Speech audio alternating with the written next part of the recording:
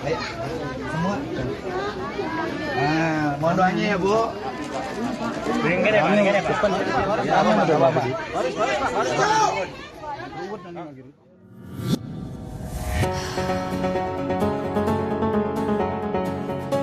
Ketua Umum Partai Kebangkitan Bangsa Muhaimin Iskandar alias Caimin bagi-bagi uang kepada warga usai ziarah di makam Sunan Gunung Jati di Cirebon, Jawa Barat pada Jumat 8 September 2023.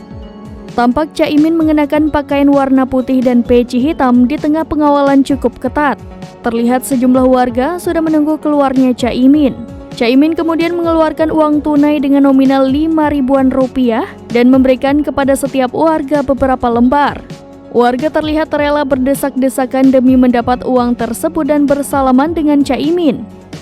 Diketahui Caimin mengawali safari politik pertama dengan mengunjungi makam Wali Songo di wilayah Jawa Barat hingga Jawa Timur.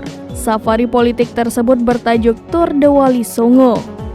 Caimin memilih keliling untuk napak tilas dan ziarah ke makam Wali Songo bukan tanpa sebab. Pihaknya berharap Tour de Wali Songo menjadi spirit awal bagi kader menyatukan Indonesia, yakni dengan mengikuti perjuangan dan teladan para wali. Di sisi lain, pihaknya ingin terus menjadi pewaris perjuangan para wali.